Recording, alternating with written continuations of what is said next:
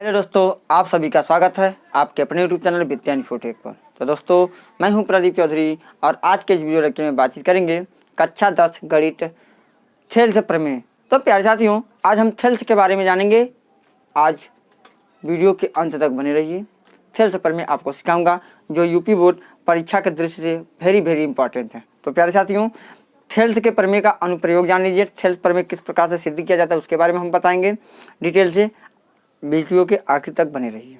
अगर प्यारे साथियों अभी तक आप लोगों ने हमारे चैनल को सब्सक्राइब नहीं किए तो प्लीज़ लाल बटन को दबा के चैनल को सब्सक्राइब कर लीजिए। आइए देखते हैं प्रमेय क्या है। प्रमेय एक प्यारे साथियों त्रिभुज क्या है यह प्यारे साथियों। थेल्स प्रमेय जानेंगे तभी तो आप प्रश्नावली के सवालों को हल कर पाएंगे। तो आइए थेल्स प्रमेय के बारे में डिटेल से पढ़ते हैं। देखिए, प्रमेय एक है थेल्स प्रमेय। क्या है? आधारभूत समानुपातिकता प्रमेय, यानी कि आधारभूत समानुपातिक प्रमेय जिसे कहते हैं, शॉर्ट नेम इसका होता है बीपीटी। इसको बीपीटी भी कहते हैं। तो देखिए क्या है, यदि किसी त्रिभुज की एक भुजा के समांतर अन्य दो भुजाओं को भिन्न भिन्न बिंदुओं पर प्रतिच्छेद करने के लिए एक रेखा खींची जाए तो ए अन्य दो भुजाएं एक ही अनुपात में विभाजित हो जाती हैं। एक ही यह कथन था। तो प्यारे साथी, इस कथन से हम क्या करेंगे, एक त्रिभुज बनाएंगे। कहा एक त्रिभुज बनाइए। एक त्रिभुज की बात किया गया है तो हम क्या करेंगे, एक त्रिभुज बनाएंगे। तो थोड़ा गौर कीजिएगा। हम क्या किए, एक त्रिभुज का निर्माण कर लेते हैं। नामकरण कर देते हैं प्यारे साथियों। क्या नामकरण में लिखेंगे ए बी सी एक त्रिभुज बन गया।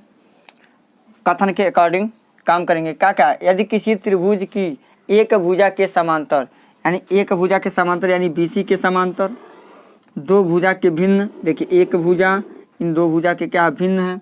अगर इसके समांतर एक और हम रेखा यहाँ पे खींच देते हैं, गौर कीजिएगा, एक समांतर इसके बीसी के एकदम समांतर है कि नहीं है, बिल्कुल समांतर प्यारे साथियों। नामकरण कर देते हैं यहाँ पे डी और यहाँ पे क्या कर देते हैं ई। तो सिद्ध करना है, क्या सिद्ध करना है, खींचा जाए तो दो अन्य दो भुजाएं एक ही अनुपात में विभाजित हो जाती हैं। अनुपात का मतलब, एक ही अनुपात का मतलब यानी कि AD अपान DB बराबर AE अपान EC, यही हमको सिद्ध करना है। तो प्यारे साथियों, इसको जानने से पहले हम आपको एक चीज़ बताएंगे। क्या? त्रिभुज के क्षेत्रफल के बारे में। इसके बारे में बताएंगे प्यारे साथियों, त्रिभुज का क्षेत्रफल। तो प्यारे साथियों, त्रिभुज का क्षेत्रफल का फार्मूला क्या होता है आप जानते हैं नहीं जानते हैं? जानते हैं। किस प्रकार से होता है? होता है सूत्र 1/2 गुणे आधार गुणे क्या होता है, संगत ऊंचाई। गौर कीजिएगा, अगर त्रिभुज ऐसा है, ध्यान दीजिएगा, अगर त्रिभुज यह है तो आधार क्या हो जाएगा, मान लीजिए PQR है। PQR है तो ऊंचाई कितना ऊंचा। अगर आधार इसको लेते हैं तो ऊंचाई यही है, देखिए यही ऊंचाई है, बिल्कुल कहेंगे यही ऊंचाई है। यही क्या हो जाएगा प्यारे साथियों, ऊंचाई होगा। यही क्या होगा, ऊंचाई होगा इसमें। लेकिन त्रिभुज ऐसा है, समकोण है तो यह ना ऊंचा है, यानी कि यह इसको ऊंचाई बोलते हैं। लेकिन त्रिभुज अगर हमारे पास ऐसे आ जाए प्यारे साथियों तो इसमें ऊंचाई किस प्रकार से काउंट करेंगे, किस प्रकार से निकालेंगे। तो क्या करते हैं, यहाँ से एक रचना धीरे धीरे कर लेते हैं और यहाँ से हम एक लंब डाल देते हैं। यही क्या हो जाता है, ऊंचाई यह हो जाता है। अगर आधार यह लेंगे तो प्यारे साथियों ऊंचाई यही है। देखिए काउंट इस प्रकार से करेंगे नहीं करेंगे, थोड़ा आपको ध्यान देना है इस त्रिभुज के क्षेत्रफल के बारे में। अब आइए, अब हम इसको इरेज करते हैं, तत्पश्चात आगे का बताते हैं थेल्स प्रमेय का प्रयोग कैसे करते हैं। लेकिन इन बातों पर आप लोग थोड़ा ध्यान दीजिएगा क्योंकि इनका प्रयोग इस थेल्स प्रमेय में है। कितने छात्रों को समझ में नहीं आता। तो आइए हम इसको इरेज करके तत्पश्चात हम क्या करते हैं। तो प्यारे साथियों, कथन के अकॉर्डिंग हम चित्र बनाएंगे, बन गया।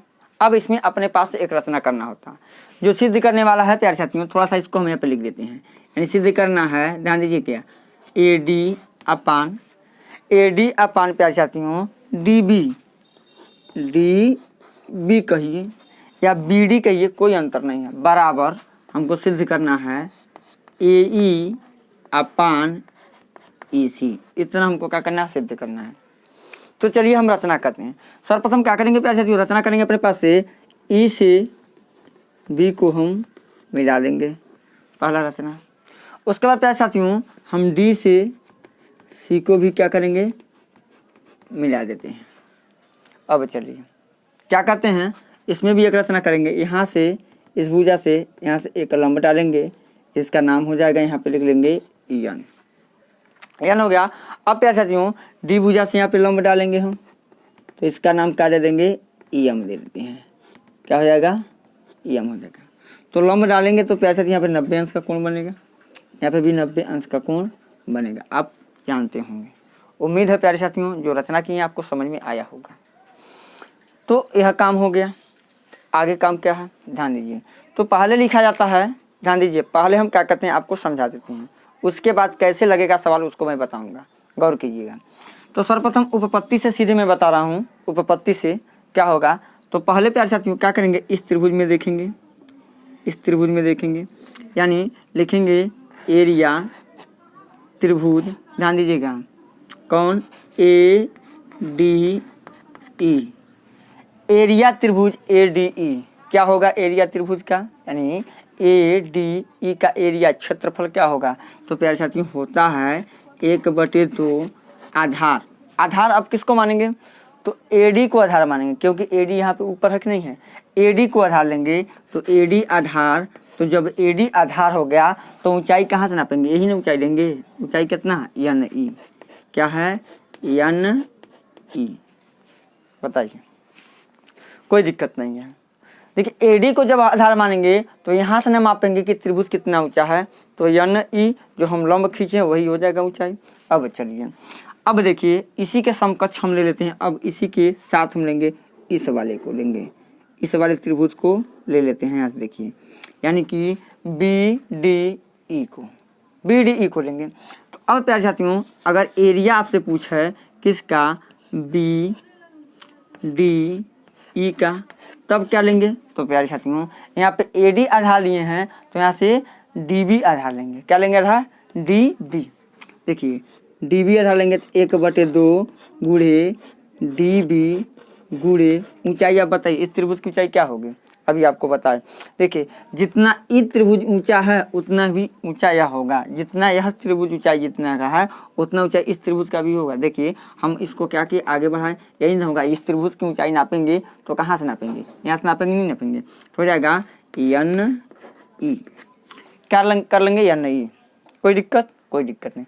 अब इन दोनों को अनुपात में कर लीजिए, अनुपात का मतलब बट्टे में कर लीजिए, यानी लिखेंगे एरिया त्रिभुज A D E upon area त्रिभुज किसका हो जाएगा, बी डी ई का।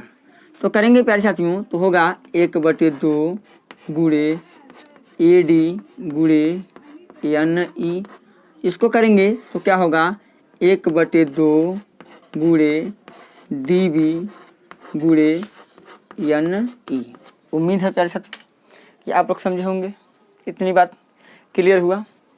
देखिए 1/2 से 1/2 कैंसिल, एन ई से एन ई कैंसिल, तो बचा क्या हमारे पास, बचा कि ए डी अपान क्या बचा, डी बी।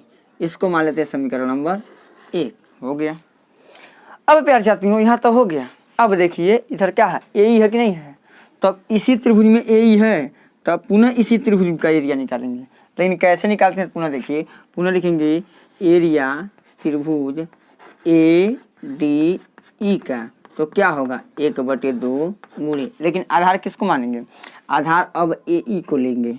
तो आधार ए ई हो जाएगा, तो ऊंचाई कहाँ से लेंगे, यहाँ से नापेंगे ना, नापेंगे यहाँ से नापेंगे कितना ऊंचा है, तो इसका क्या हो जाएगा ऊंचाई, संगत ऊंचाई हो जाएगा डी एम। अब पुनः जब इसको लेंगे, अब तब इसको आधार ले लेंगे, तो इसके आधार से त्रिभुज कौन बना, तब बना सी ई डी। सी ई डी बना कि नहीं बना, बिल्कुल बना प्यारे साथियों, थोड़ा गौर कीजिएगा। सी ई डी बना, तो सी ई डी में अब देखेंगे पुनः एरिया त्रिभुज सी ई डी बराबर, पुनः इसका भी होगा 1/2 गुणे, आधार किसको माने हैं, ईसी को माने हैं, तो ईसी और ऊंचाई क्या होगा, डीएम ही होगा इसका ऊंचाई।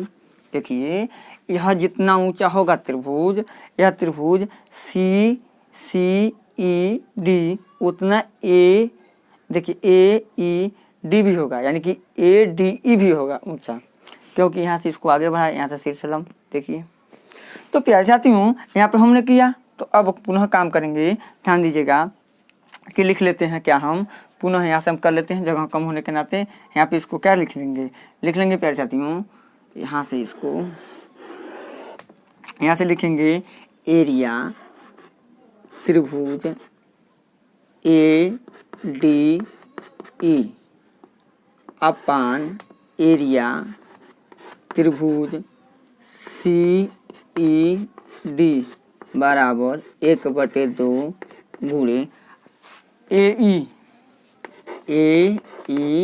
गुणे क्या है डीएम बटे 1/2 गुणे क्या है ईसी, लिखेंगे ईसी गुणे क्या है डीएम, लिखेंगे डीएम से डीएम कैंसिल, 1/2 से 1/2 कैंसिल, तो क्या बचा अपने पास ए ई अपान ई सी। समीकरण नंबर क्या बन गया 2 बना। यहाँ तक समझ में आया होगा प्यारे साथियों। तो प्यारे साथियों थोड़ा सा क्या हुआ है, कैमरा में आया नहीं है, पुनः देख लीजिए, कुछ नहीं किए हैं। इसका त्रिभुज क्षेत्रफल समझ में आया, इसका क्षेत्रफल समझ में आया है, बस क्या किए हैं अनुपात में इसको लिखे हैं, बट्टे में लिखे हैं, यानी एरिया त्रिभुज ए डी ई बटे एरिया त्रिभुज सी ई डी, 1/2 गुणे ए ई गुणे डी एम अपान 1/2 गुणे ई सी गुणे डी एम किए, 1/2 से 1/2 कटा, डी एम से डी एम कटा, तो क्या बचा ए ई अपान ई सी। इसको समीकरण नंबर हम क्या मान देते हैं 2 मान देते हैं। उम्मीद है प्यारे साथियों कि आप लोग उसको समझे होंगे, बशर्ते आपको त्रिभुज का क्षेत्रफल ज्ञात होना चाहिए, तब समझ पाएंगे, वरना समझ नहीं पाएंगे। देखिए क्लियर हुआ यहाँ तक। अब चलिए आगे थोड़ा सा हम बनाते हैं कहानी को। क्या करना है प्यारे साथियों, हम लोग पढ़े हैं किस क्लास में, छोटी कक्षा में पढ़े हैं, अभी 9 में ही पढ़े हैं कि अगर 2 समांतर भुजा होती हैं उनके बीच, यहाँ से ध्यान दीजिएगा, अगर मान लीजिए यह 2 समांतर भुजा है, अगर एक ही आधार पे 2 त्रिभुज का निर्माण होता है, देखिए आधार एक ही एक नहीं है, देखिए ए बी सी डी, जो हमारा ए बी सी है त्रिभुज, वह बराबर होगा किसके, त्रिभुज ए बी डी के क्षेत्रफल के, यानी कि एरिया के, इस त्रिभुज का क्षेत्रफल, यानी कि इस त्रिभुज का क्षेत्रफल इस त्रिभुज के क्षेत्रफल के क्या होगा बराबर होगा, इस क्षेत्रफल है। कोई भी अगर त्रिभुज 2 समांतर रेखाओं के बीच हो, एक ही आधार पे होती हैं, तो उनकी जो क्षेत्रफल होता है आपस में क्या होता है बराबर होता है। तो प्यारे साथियों तो देखिए यहाँ पे आधार एक ही एक नहीं है, डी ई आधार है त्रिभुज बी डी ई का भी, एक ही आधार है त्रिभुज सी ई डी का भी, तो दोनों का क्षेत्रफल तो सेम ही होगा, बिल्कुल आप समझ गए होंगे। तो यहाँ पे लिखेंगे प्यारे साथियों, थोड़ा गौर कीजिएगा, इसको अब इरेज करते हैं, मिटाते हैं, तत्पश्चात इसको लिख देते हैं। उम्मीद है कि यहाँ पे समझे होंगे आप बात को। तो आइए अब इसको इरेज करें, तत्पश्चात उसको लिखते हैं। प्यारे साथियों ध्यान दीजिए, यहाँ से क्या करेंगे अब, चूँकि देख रहे हैं, लिखेंगे एरिया त्रिभुज किसका, एरिया त्रिभुज किसका, हमारा त्रिभुज जो बना हमारा बी डी ई बराबर होगा एरिया त्रिभुज किसका, सी ई डी का। इसको समीकरण नंबर हम क्या मान लेते हैं 3 मान लेते हैं। आपस में क्या होगा बराबर होगा। तो अब क्या देख रहे हैं, ऊपर वाले के बराबर, नीचे वाले के बराबर, इसलिए लिखेंगे क्या, इसको हम कथन से लिख सकते हैं, एक ही, आखिर क्यों, एक ही आधार व समांतर, लिखेंगे एक ही आधार व समांतर के बीच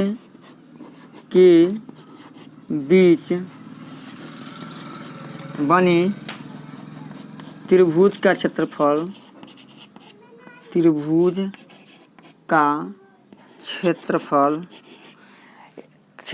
बराबर होता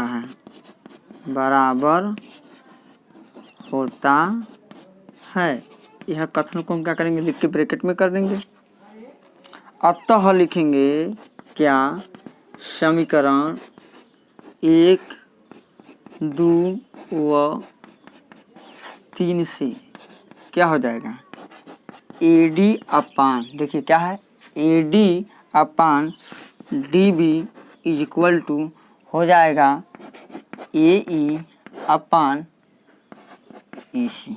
हम क्या करेंगे, इसको प्रूफ कर सकते हैं, प्रूफ हो गया, लिखेंगे प्रूफ डैट, प्रूफ डैट। तो प्यारे साथियों, उम्मीद है कि यह थेल्स प्रमेय के बारे में आप लोग अच्छे तरीके से समझे होंगे। कुछ नहीं है, बस आपको कंसेप्ट वाइज त्रिभुज के क्षेत्रफल पे लेके चले जाना है। पहले ADE का क्षेत्रफल, तब BDE का क्षेत्रफल एक साथ लेंगे, पुनः ADE का क्षेत्रफल, पुनः CED का क्षेत्रफल। क्षेत्रफल का फार्मूला 1/2 आधार गुणे संगत ऊंचाई पे लेके चलेंगे और दोनों आपस में बराबर। एक बार देखना है, DE BC के समांतर है। जब समांतर भुजा होती है तो एक ही आधार पे बने समांतर भुजा के एक ही आधार पे बने त्रिभुजों का क्षेत्रफल बराबर होगा। चूंकि BDE का क्षेत्रफल बराबर होगा CED के, तो हम कह सकते हैं कि इसका LHS वाला पक्ष बराबर है, तो RHS वाला पक्ष ऑटोमेटिक क्या हो जाता है, बराबर हो जाएगा। तो यह रहा प्यारे साथियों थेल्स प्रमेय का पूरा सिद्ध किए हैं, तरीका लिखे हैं। अब इसको मिटाते हैं, परीक्षाओं में किस प्रकार से लिखेंगे, अब उसको आप लोगों को लिख के एक बार में समझा देते हैं। तत्पश्चात हमारा थेल्स प्रमेय हो गया खत्म। उम्मीद है प्यारे साथियों कि आप लोगों को बहुत अच्छे तरीके से समझ में आया होगा। तो प्यारे साथियों, अगर आपके लिए मैं मेहनत कर रहा हूँ कि वीडियो पे वीडियो बना के दे रहा हूँ, तो आपका भी काम बनता है वीडियो को लाइक करें, वीडियो को शेयर करें और चैनल को सब्सक्राइब करें। तो आइए देखते हैं परीक्षाओं में किस प्रकार से बनाएंगे। दिया है, सिद्ध करना है, रचना, तब उपपत्ति से टोटल लेके लाएंगे। यह रफ प्रकार किए हैं, एक बार आपको समझाए हैं ताकि अच्छी तरीके से समझ में आए। अब पूरे को इरेज करते हैं, आप पुनः देखिए किस प्रकार किस पैटर्न से लिख के आपके सामने प्रस्तुत करते हैं। तो आइए देखते हैं। परीक्षा में इस प्रकार से लिखेंगे, क्या पहला लिखेंगे, दिया है, क्या दिया था, जो कथन में दिया वही लिखते हैं। क्या, त्रिभुज ABC में DE समांतर BC की, आप इतना तो लिख सकते हैं, बस कोई दिक्कत नहीं है। अब आइए सिद्ध करना है। तो सिद्ध करना जानते ही हैं, कथन में दिया रहता है समान अनुपात में विभक्त कर रहे हैं किनको, जो भिन्न भिन्न भुजा हैं। तो यही ना भिन्न भिन्न भुजा है AB और AC को, यानी कि AD upon DB is equal to AE upon EC कर दिया हमने। रचना क्या किया, B व E को मिलाया, B को E से मिलाया तथा D को C से मिलाया, हो गया। EN लंब है AD पे, EN लंब AD पे है और DM लंब AE पे है, तो लिख दिया हम, रचना किया। पुनः उपपत्ति, उपपत्ति में आपको पता है, सभी तो जस्ट हल कराए हैं। इसके पीछे क्या लिखे, एरिया, त्रिभुज किसका, एरिया निकालिए त्रिभुज ADE का। तो ADE का क्षेत्रफल क्या होगा, 1/2 आधार गुणे ऊंचाई होगा प्यारे साथियों। लेकिन देखिए यहाँ पे 1/2 AD, आधार हम किसको लिए हैं, AD को लेंगे। तो देखिए आधार जब इसको लेंगे तो यहाँ से देखिए, यहाँ से इंच पटरी लेके नापे ना, त्रिभुज कितना ऊंचा है, त्रिभुज को नापिएगा नहीं नापिएगा, त्रिभुज कितना ऊंचा है, तो ऊंचाई यहाँ से लेके यानी कि बीच की होगी कि नहीं होगी, यानी NE। तो आप जानते हैं क्या, 1/2 गुणे AD गुणे NE हो गया। उसी प्रकार से इस वाले त्रिभुज में देखेंगे BDE में देखेंगे, आधार इसको लिए नहीं लिए, तो ऊंचाई कहाँ से हो जाएगा, ऊंचा त्रिभुज को खड़ा करके रखिएगा, देखिए कितना ऊंचा हो रहा है, तो वह NE के ऊंचाई के बराबर होगा। तो ऊंचाई हम ले लेंगे NE। अब दोनों का अनुपात बना देंगे, अनुपात मैंने बट्टे में कर देंगे, भिन्न में कर देंगे। तो 1/2 से 1/2 कैंसिल, NE से NE कैंसिल, यानी AD अपान DB समीकरण 1 मान लेंगे। इन दोनों का अनुपात त्रिभुजों का इसके भुजा के अनुपात के क्या आ गया, सेम आ गया। अब देखिए उसी प्रकार से पुनः देखेंगे इसी त्रिभुज में ADE में आ लेंगे CED को। तो AE को आधार मानेंगे तो DM हमारा हो जाएगा ऊंचाई। अगर EC को आधार मांगेंगे, इसमें भी DM ऊंचाई होगा। तो वही तो काम किए, 1/2 आधार गुणे संगत कर दिया हमने काम। यहाँ से आइए, दोनों को अनुपात में लिया, यानी कि बट्टे में लिया, भिन्न में लिया, तो हमारा क्या होगा, 1/2 से 1/2 कैंसिल, DM से DM कैंसिल, AE/EC बराबर समीकरण 2।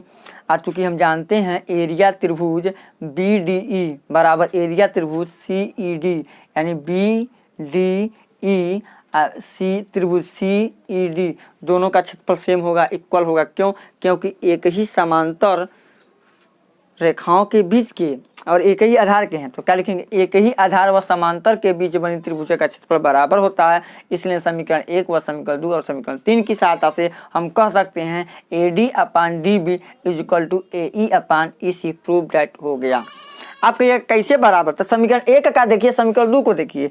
देखिए समीकरण में क्या, एरिया त्रिभुज ADE, ये समीकरण 2 में देखिए एरिया त्रिभुज ADE अंश बराबर है, आहार आपको बराबर नहीं दिखाई दिया। समीकरण 3 से बराबर हमने किया तो बराबर हो गया। तो हम कह सकते हैं प्यारे साथियों ये सेल्स प्रमेय है।